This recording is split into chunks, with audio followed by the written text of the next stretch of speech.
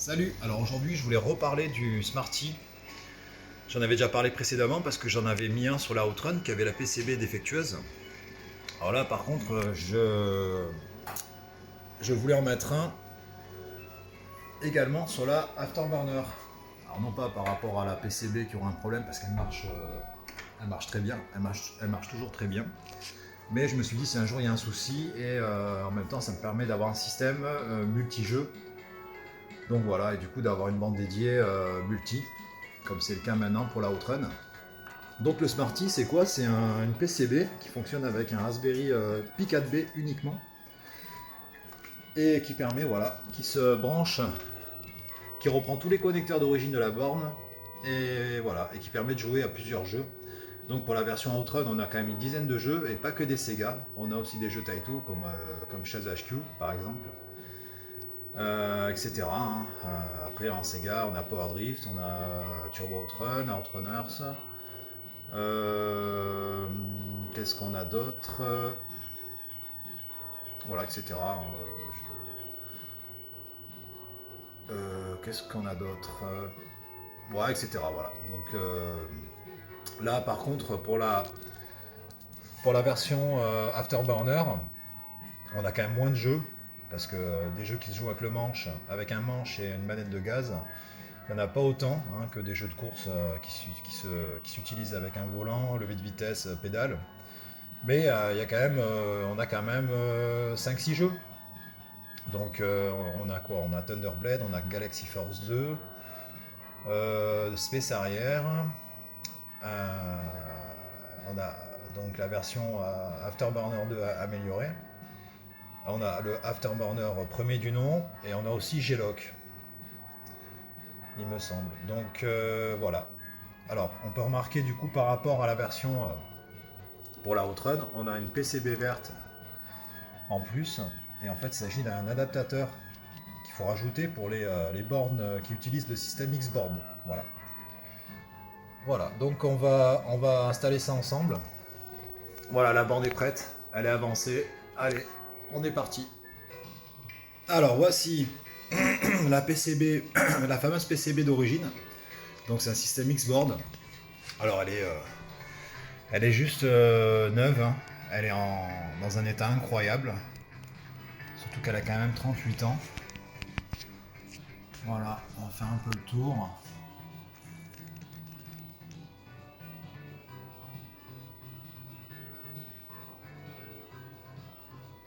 Bah en fait elle est aussi belle que ma PCB de la Super Monaco GP qui est pareil, qui a aussi un système X-Board.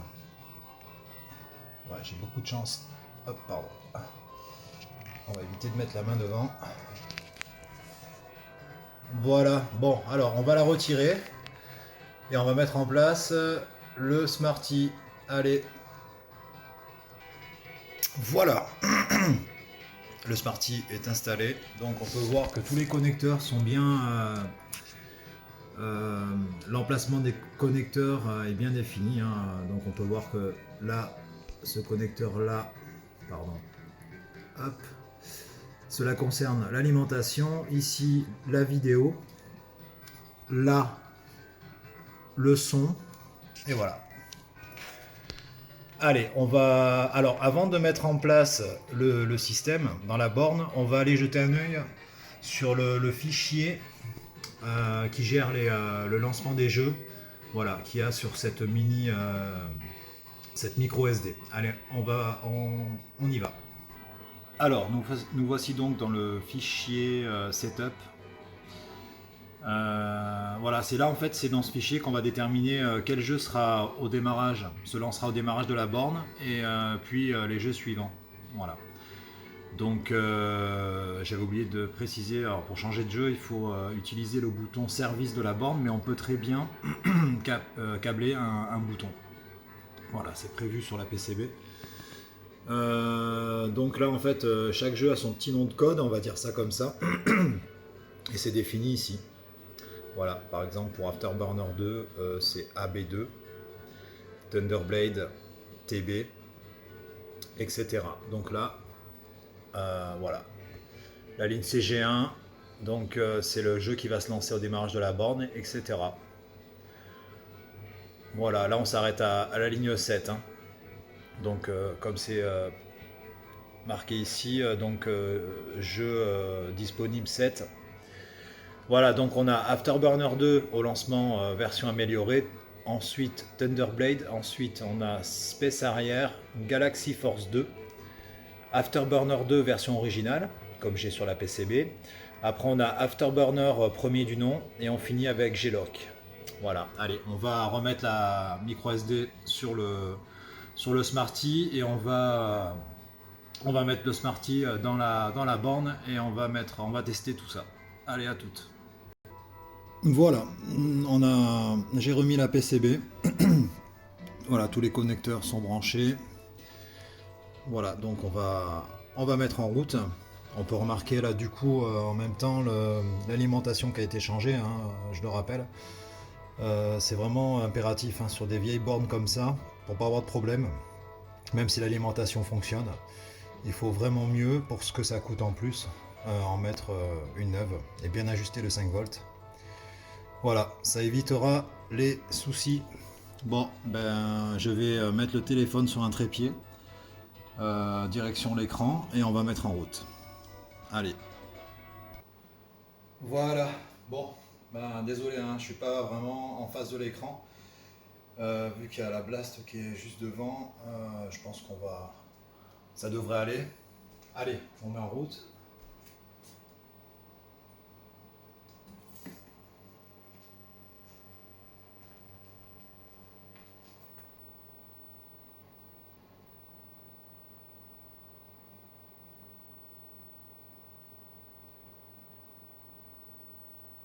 Voilà, donc on a cet écran. Et après, normalement, il devrait y avoir Afterburner 2 version améliorée. Voilà. Et là, du coup, c'est top parce qu'on a le free play. Alors, qu'est-ce qui change en fait sur cette version par rapport à la version originale? De mémoire, on a déjà le free play qui fonctionne. Donc là, on a le bouton Start qui clignote. On peut lancer une partie en appuyant dessus, alors qu'avant, sur la PCB originale, il me semble qu'il faut changer des EPROM, parce que quand on bascule les deep switch sur le mode free play, on a en bas à gauche, on a bien écrit free play sur l'écran, mais on a toujours le insert coin qui clignote. Et effectivement, on est obligé d'insérer une pièce pour lancer une partie. Donc là, on peut voir, je ne sais pas si j'éteins la lumière, on voit, ouais, ça va, on voit suffisamment. Là, du coup, voilà. Je vais mettre un peu plus de son.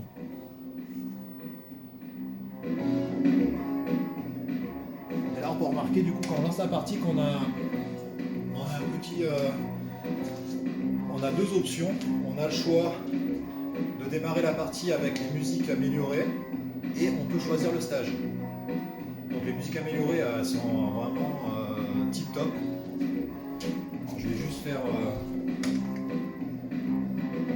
du coup, on va dire oui, et on va partir sur le stage 1. Là, on va partir normalement. Juste pour entendre la musique du premier stage en version améliorée.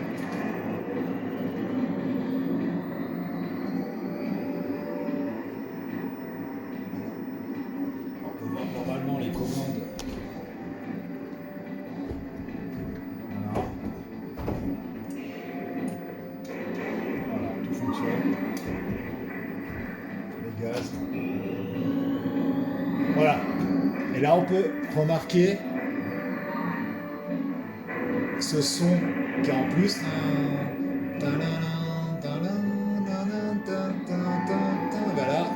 Voilà, c'est ça la version améliorée. La différence avec la version originale de la musique. Voilà. Allez, on passe au jeu suivant.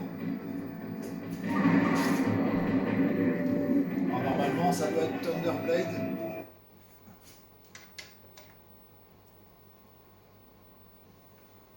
Voilà, qui pareil reprend les mêmes commandes, donc, comme on peut le voir ici, manette de gaz et un analogique.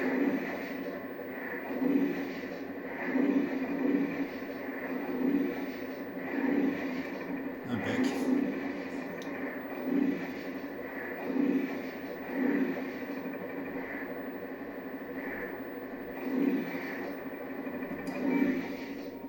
Hop, petit crédit. Bon, je ferai peut-être un gameplay sur une autre vidéo.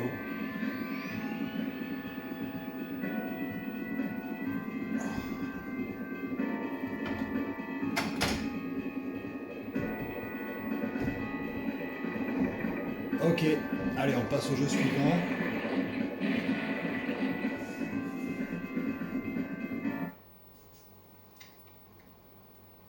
Space arrière.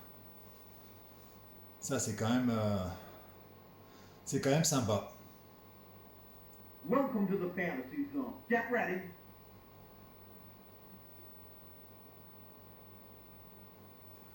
Avec ses musiques. Welcome to the fantasy zone. Get ready. Ces superbes musiques.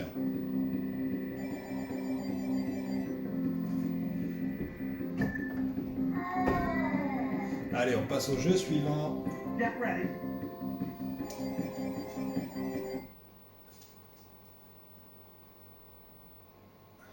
Galaxy Force 2. Alors j'ai regardé un... Je connaissais pas ce jeu, honnêtement, même pas sur Mega Drive. J'ai vu qu'il était sorti sur Mega Drive. J'ai regardé un peu un gameplay sur YouTube. Et il a l'air franchement vraiment sympa. Déjà,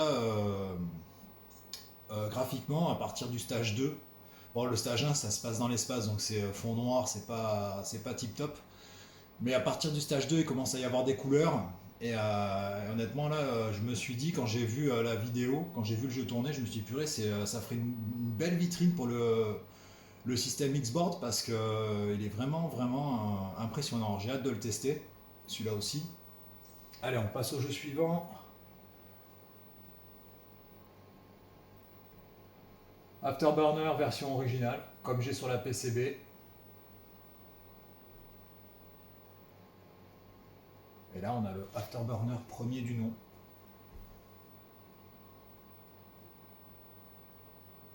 Voilà. Après, du coup, le Afterburner 2, c'est plus une mise à jour. Hein. Il y a le rajout de la manette de gaz. Et ils ont rajouté aussi des stages en plus.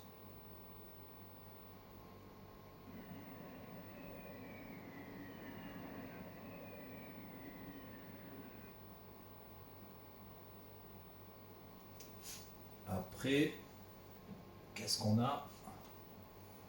Je crois qu'on a un G-Lock pour terminer. Voilà. Ça sera le dernier. Ça, c'est quand même le fameux jeu qui tournait sur la R360. Voilà. Bon. Bah, c'est tout. Hein.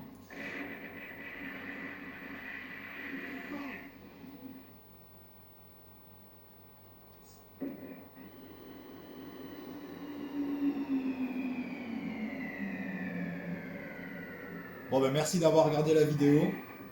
Et je vous dis à la prochaine.